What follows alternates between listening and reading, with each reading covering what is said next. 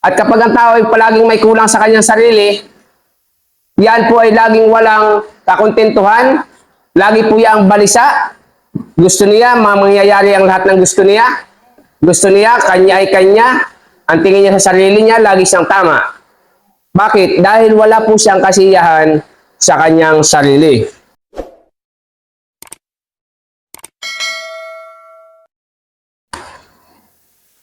Magandang umaga po sa inyo lahat. At lalo tigit po sa ating Panginoon. Ano po?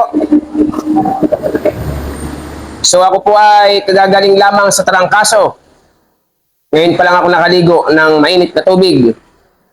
At talaga pong umuso ang tarangkaso sa atin. Pero salamat sa Panginoon dahil nakaka-recover na po. Medyo pause pa lamang.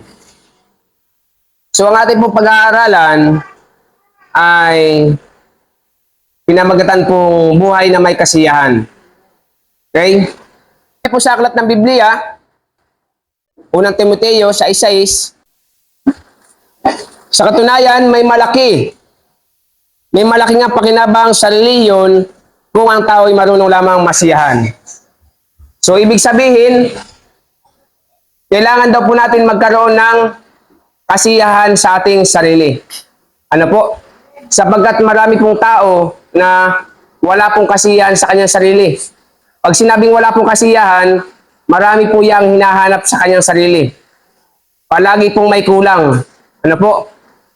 At kapag ang tao ay palaging may kulang sa kanyang sarili, yan po ay laging walang kakontentuhan, lagi po yang balisa, gusto niya, mangyayari ang lahat ng gusto niya, kanya ay kanya, ang tingin niya sa sarili niya, lagi siyang tama.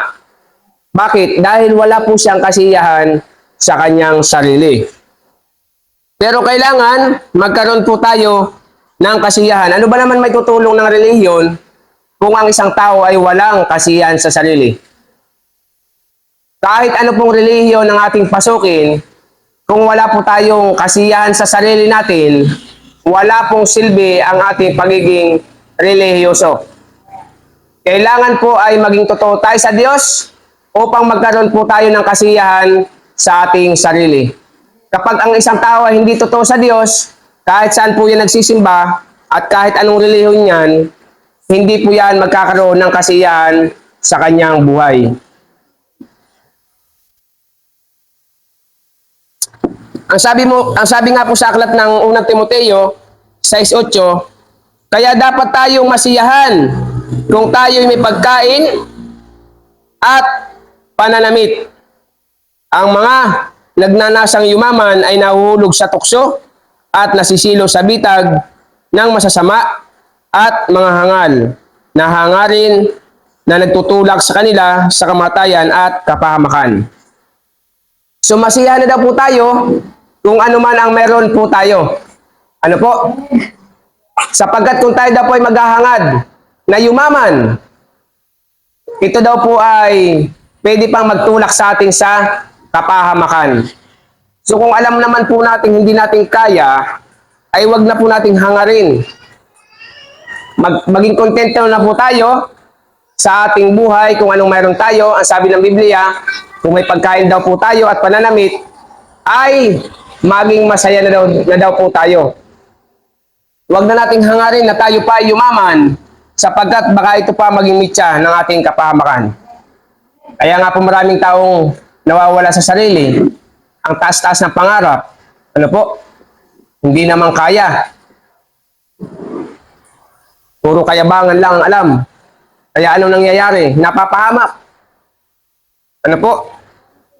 Kaya napakahirap sa isang tao na napakataas ng pangarap, lalo't higit, wala naman siyang Diyos. Dahil kapag ang isang tao po ay wala sa Panginoon, diyan po nagkakaroon ng kapahamakan. Mahalaga na tayo ay naglilingkod sa ating Panginoon. Napakasaya po na tayo ay naglilingkod sa Diyos sapagkat ang Diyos po ang magbibigay sa atin ng kasiyahan. So kapag ang isang tao ay wala sa Diyos, wala po yang kakontentuhan. Ano po?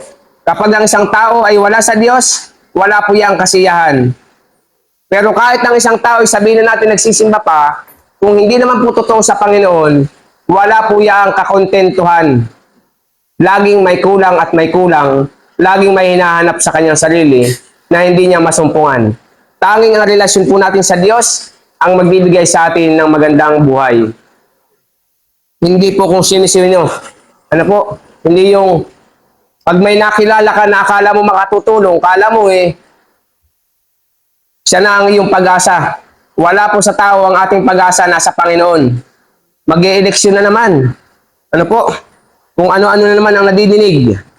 Pero isa lang ang sasabihin ko, ang Diyos lang magbabago ng ating buhay. Kahit anong presidente, kahit sinong tumama na mayor, kung tamad ka sa iyong sarili, wag ka nang umasang magbabago ang buhay mo.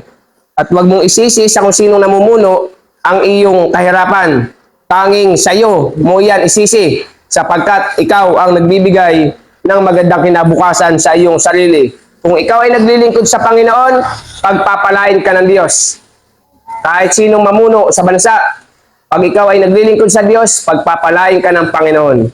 Kaya gusto ko pong sabihin sa bawat isa sa atin na dapat tayo ay magkaroon ng kasiyahan sa ating sarili. Magkaroon po tayo ng kakontentuhan. Dahil kapag ang isang tao ay walang kakontentuhan sa kanyang sarili, wala po talaga yung kasiyahan. At maraming hinahanap. Ay ang masaklap, hindi na mahanap. Ano mangyayari? O, di ba? Doon po siya napapahamak. Kaya sabi ng Biblia, masaya na daw po tayo kung ano ang mayroon tayo. Kung may damit tayo, may makakain tayo, magpasalamat na tayo sa Panginoon. Pero isa lang ang sabi ng Diyos, pinagpapala po ng Panginoon ang kanyang mga anak. Kaya ang mahalaga, dapat tayo ay patuloy na maglingkod po sa ating Panginoon. Kaya dapat tayong masiyahan kung tayo'y may pagkain at pananamit. Ang mga nagnanasang yumaman ay nahuhulog sa tukso. Tingnan niyo po, masiyahan na tayo, wag na po natin pagnasaan ang hindi natin kaya. Sapagkat ang Diyos lamang po ang nagbibigay sa atin ng tagumpay. Hindi ko po sinasabing wag na kayong mangarap.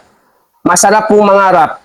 Pero kung alam mo namang suntok na sa hangin, suntok pa sa buwan, ay magtanim ka na lang ng kamote, baka po may matupad. Ano po? Sapagkat kapag tayo ay naglilingkod sa Panginoon, ilalagay ka ng Diyos kung saan ka nararapat. Ang mahalaga lang, magpatuloy po tayo sa Panginoon. Kaya mga magulang ko at mga kapatid, habang nabubuhay tayo ay may pag-asa, pero pinapaalala sa atin ng Diyos na kailangan magpatuloy tayo sa paglilingkod. Upang sa gayon ay magkaroon po tayo ng kakontentuhan sa ating sarili. Tayo tumayo po, tayo manalangin. Panginoon, salamat po ng marami sa inyong biyaya at pag-iingat sa bawat isa sa amin. Dalangin po namin, O Diyos, na bigyan niyo po kami ng kasiyahan, kakontentuhan sa aming sarili. Patawarin niyo po kami sa lahat naming kasalanan, sa isip, sa salita at sa gawa, malaki man o maliit, marami man o kaunti, hayag man o dihayag, sinasadya man po Ama o hindi. Sa inyo po lahat ng kapulihan, kaluwalhatian, kadakilaan, sa pangalan ni Jesus. Amen.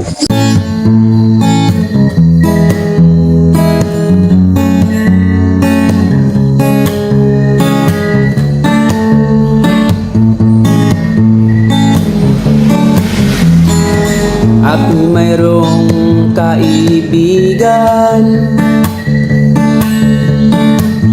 nais kong inyong malaman. Siya ay lagi kong kasama, kahit saan ako magpunta.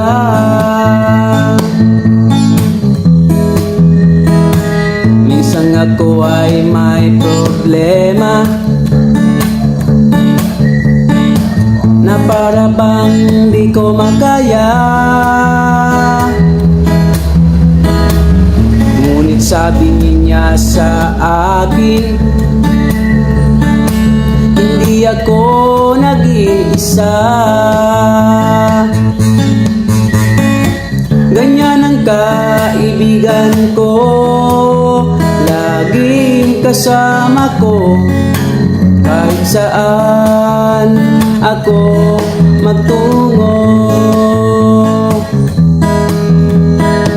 Ako'y mayroong kaibigan, nais kong inyong malaman. ay lagi kong kasama. Kahit saan ako magpunta,